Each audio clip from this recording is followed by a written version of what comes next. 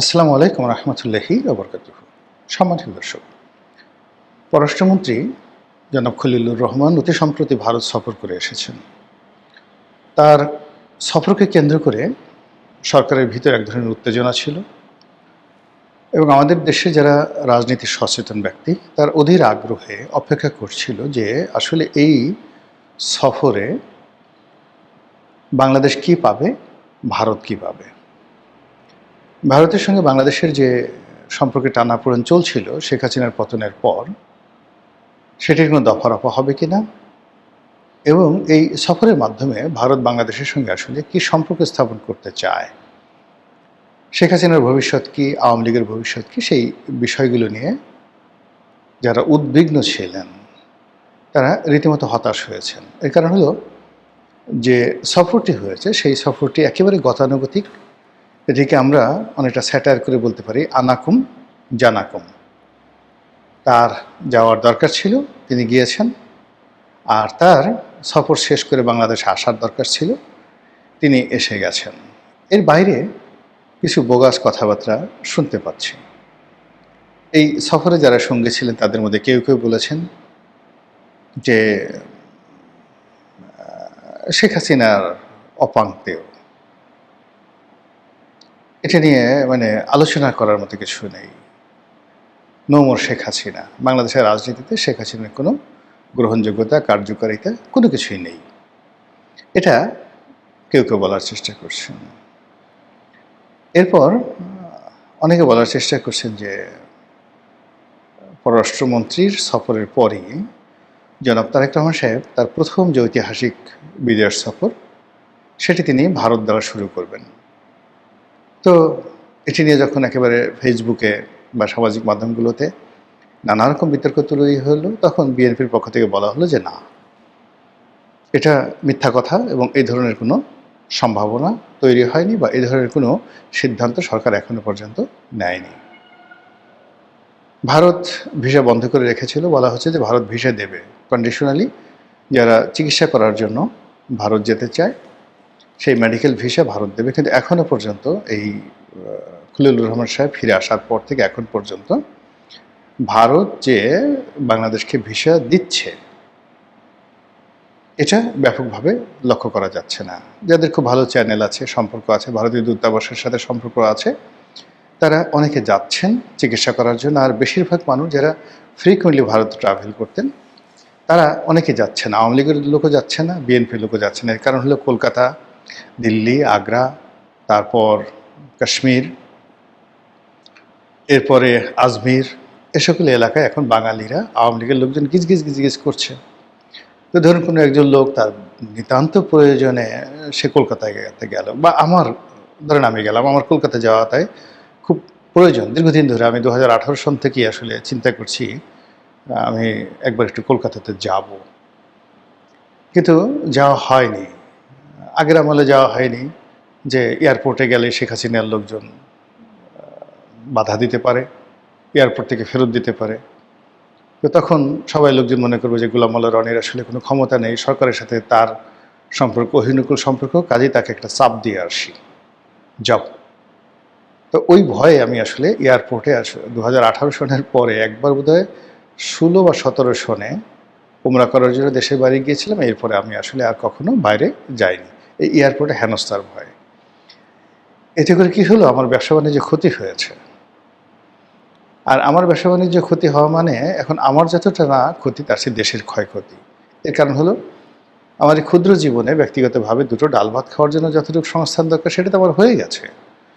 এখন আমি যা কিছু করব বা করতাম ব্যবসার জন্য, রাজনীতির জন্য, just two contribute the nation, ঠিক সেই জায়গাটা আপনি গিয়ে দেখুন এয়ারপোর্টে যে হেনস্থা হওয়ার ভয়, সেই ভয়ের কারণে আমার সেই ব্যবসা বাণিজ্য প্রত্যেকটা জিনিসই মাইনাসে চলে আসছে। 2 নম্বর হলো যে এখন যাচ্ছি না। যেমন আমার পাকিস্তান যাওয়ার খুব শখ ছিল এবং এখনও আছে, পাকিস্তান যাওয়ার শখ আছে, কিন্তু আওয়ামী লীগ জমানাতে কখনো পাকিস্তান যেতে পারিনি। বা ইরান যাওয়ার খুব শখ ছিল, যেতে পারিনি। ইরান গেলে আমেরিকা রাগ হবে, পাকিস্তান গেলে আওয়ামী লীগ রাগ হবে, এসে সেই ডিবি অফিসে ডাকাডাকি করতে পারে, নানা যন্ত্রণায়। কিন্তু অসাধারণ সুন্দর একটা দেশ আমার দেখা হয়নি পাকিস্তান। এরপর এই যে কলকাতার কথা যেটা বলছিলাম, কলকাতা যাওয়ার আমার একটা খুব শখ। আমার একটা খুব মানে ছোট, ছোট দুটো জিনিস আমার খুব কেনার ইচ্ছা। সেটা হলো বলি আপনাদেরকে, একটা ভালো কাশ্মীরি শাল। নিজের পছন্দ মতো, মানে এই আমাদের বাংলাদেশে যা পাওয়া যায়, ইন্টারনেটে যা পাওয়া যায়, এটা না, আমার পছন্দ মতো একেবারে ঘুরে ঘুরে ঘুরে ঘুরে একটা শাল কেনার আমার খুব ইচ্ছা। আমি কয়েকটা শাল কিনেছি, কিন্তু আমার ঠিক শেষ পর্যন্ত পছন্দ হয়নি। আরেকটা হলো আমার একটা ভালো লাঠি কেনার খুব ইচ্ছা। আগে দেখেন ওই যে একটা জমিদারি একটা লাঠি থাকে, ওরকম আমি তুরস্কে গিয়ে খুঁজেছি, মক্কাতে খুঁজেছি, তারপরে মিশরে তন্ন তন্ন করে খুঁজেছি। এখন আমার ইচ্ছা যে কলকাতাতে বিভিন্ন যে জায়গা আছে যেখানে ব্রিটিশ জমানার অনেক পুরনো লাঠি পাওয়া যায়। কোনোটা হয়তো হাতের দাঁতের তৈরি, কোনোটা হয়তো কোষ্ঠী পাথর দিয়ে তৈরি, কোনোটা হয়তো কোনো দামি কাঠ দিয়ে তৈরি, এরকম অ্যান্টিক একটা লাঠি হাতে সবসময় থাকবে, বয়স হয়ে গেছে, এরকম একটা কেনার খুব শখ। এখন দেখা একটা নিষ্পাপ, মানে আমার এই বয়সে এটা কোনো কস্টলি কোনো জিনিস নয়, কিন্তু এটা আমার খুব শখ, কিন্তু আমি যেতে পারছি না। কেন যেতে পারছি না? যাওয়ার সঙ্গে সঙ্গে আমার আওয়ামী লীগের অনেকের সাথে দেখা হবে, অনেকে ছবি তুলবে, অনেক কথাবার্তা হবে। এখন তাদের সাথে তো আমার দীর্ঘদিনের সম্পর্ক আওয়ামী লীগের সঙ্গে। তো আমার সঙ্গে যদি জাহাঙ্গীর কবির নানক সাহেবের দেখা হয়, তারপরে অন্যান্য যে সকল শীর্ষ নেতা সেখানে রয়েছেন, আসাদুজ্জামান খান কামালের দেখা হয়, সবাই বলবে হায় হায় হায়, বাংলাদেশ থেকে গোলাম মোল্লা রনি গেছে এই কলকাতাতে আওয়ামী লীগের সঙ্গে চক্রান্ত করার জন্য। It's vary bad. এই ভয়ে আমি আর এখন সেখানে যেতে পারছি না। এরকম বহু মানুষ ইচ্ছা থাকা সত্ত্বেও যেতে পারছে না। এমনকি চিকিৎসা নেওয়ার ক্ষেত্রে আওয়ামী লীগের লোকজন এভাবে ভয় পাচ্ছে যে যদি হাসপাতালে গিয়ে কারোর সঙ্গে দেখা হয়ে যায়, তাহলে তো বাংলাদেশে আসলে মানে ডলা খেতে হবে, ইত্যাদি ইত্যাদি নানা কারণে। তো এই যে ভারতের সঙ্গে যে বাংলাদেশের আপনি গিয়ে ধরুন একটা সেন্সিটিভ সম্পর্ক, বা ওখানে আওয়ামী লীগের লোকজন আছে, সেই কারণে একটা সেন্সিটিভনেস তৈরি হয়ে গেছে এদেশের মানুষের মধ্যে। এটি দীর্ঘমেয়াদে আমাদের সবাইকে ক্ষতিগ্রস্ত করবে। সেই ক্ষতির থেকে রেহাই পাওয়ার জন্যে অনেকে আশা করেছিল যে খলিলুর রহমান সাহেবের ভারত সফরের মাধ্যমে ভারত বাংলাদেশ সম্পর্কের একটা সুরাহা হবে, বিএনপি আওয়ামী লীগের সম্পর্কে একটা সুরাহা হবে, রাজনীতিতে আওয়ামী লীগের ফিরে আসা, সেটা যে কোনো পর্যায়ে হোক, যে কোনোভাবেই হোক, এটা সুন্দর একটা পরিবেশ তৈরি হবে। কিন্তু বাস্তবে আমরা গিয়ে দেখলাম যে ভারতের পক্ষ থেকে কোনো কথা বলা হয়নি। এখানে জনাব খলিলুর রহমান সাহেব গিয়েছেন, যদি তার সঙ্গে নরেন্দ্র মোদীর একটা দেখা হতো, ইভেন তার সঙ্গে যদি শেখ হাসিনার দেখা হতো, তার সঙ্গে অজিত দোভালের দেখা হতো, তার সঙ্গে অমিত শাহের দেখা হতো, ওখানকার যারা পলিটিক্যাল যে সকল সাউথ ব্লক রয়েছে, নর্থ ব্লক রয়েছে, তাদের সঙ্গে তার দেখা হতো, কিংবা নর্থ ইস্ট যে ব্লকের যে সকল নেতৃবৃন্দ রয়েছে, এমনকি মমতা ব্যানার্জির সঙ্গে যদি খলিলুর রহমান সাহেবের কথা হতো, তাহলে মনে হতো যে রাজনীতির ভারত এবং বাংলাদেশের যে সম্পর্কের যে বরফ, সেই বরফ গলছে। কিন্তু সেটা না করে তিনি যখন ভারত সফর করছিলেন, তখন বাংলাদেশের ডক্টর শিরীন শারমিন চৌধুরী তাকে গ্রেপ্তার করা হলো। তিনি যখন ভারত সফর করছিলেন, তখন আওয়ামী লীগ নিষিদ্ধ হয়ে গেল পার্লামেন্টে। তিনি যখন ভারত সফর করছিলেন, ঠিক সেই সময়টিতে ১/১১ যে কুশীলব, তাদেরকে নিয়ে সরকারি যে সকল প্রোপাগান্ডা মেশিন রয়েছে সেখানে সঙ্গতি করেন এমন সব কথাবার্তা বলা হচ্ছিল, যেটির দায় দায়িত্ব ভারতের উপর আসে। এর কারণে আমরা সবাই জানি যে ১/১১ যে ঘটনা বাংলাদেশে ঘটেছে, তার পেছনে ভারতের একটা বিরাট হাত ছিল। ১/১১ যারা কুশীলব রয়েছে, তাদের সবাইকে ভারতের হুকুমে বা ভারতের পরামর্শে শেখ হাসিনা সরকার সেফ এক্সিট দিয়েছিল। তো এই জিনিসগুলো নিয়ে যখন ঠিক এই মুহূর্তে নড়াচড়া হচ্ছে, তখন নিশ্চিতভাবে আমরা ধরে নেই যে ভারত এবং বাংলাদেশের যে সম্পর্ক, সেই সম্পর্কের যে বরফ, এটা গলেনি, বরং বরফ আরও জমাট বেঁধেছে, সম্পর্ক আরও দুর্বোধ্য হয়ে পড়েছে। তার প্রেক্ষিতে ভারতীয় পত্রপত্রিকাগুলো আবার নতুন করে বাংলাদেশের বিরুদ্ধে উঠে পড়ে লেগেছে। তারা ডক্টর মোহাম্মদ ইউনূসের বিরুদ্ধে যেভাবে লেগেছিল, এবং ডক্টর মোহাম্মদ ইউনূসের বিরুদ্ধে যে সকল দুর্নাম বদনাম তারা ভারতীয় পত্রপত্রিকা ছাপিয়েছিল, তাকে মিয়া ইউনুস নাম দিয়েছিল। আপনারা জানেন যে বিখ্যাত একজন পর্ন স্টার আছে মিয়া খলিফা।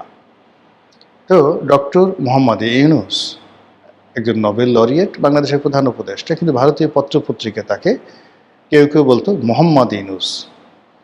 তো মোহাম্মদ ইউনুস এই কথা বলে একই সঙ্গে তারা দুটো বিষয় ইন্ডিকেট করত। আমি এটার বেশি আর বলতে পারবো না। আরেক গ্রুপ তারা বলতো মিয়া ইউনুস। ডক্টর মোহাম্মদ ইউনুসের সঙ্গে মিয়া নামটি যায় না। তো যখনই তারা মিয়া ইউনুস বলতেন তখনই সঙ্গে সঙ্গে সেখানে তাকে অশ্লীলতা, অশ্রাব্যতার সঙ্গে জড়িয়ে দেওয়া হতো।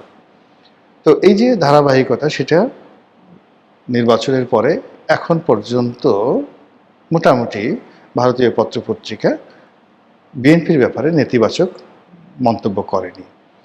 কিন্তু ভারতীয় সোশ্যাল মিডিয়া, যারা সোশ্যাল মিডিয়ার যারা ইনফ্লুয়েন্সার, তারা আবার সেই পুরনো যে রোগগুলো, সেই রোগগুলো তাদেরকে পেয়ে বসেছে। তারা বিএনপির বদনাম শুরু করেছে। এই বিএনপির আমলে মৌলবাদ অতীতকালে যেভাবে নাড়াচাড়া দিয়েছিল, আবার সেই মৌলবাদ নাড়াচাড়া দিচ্ছে।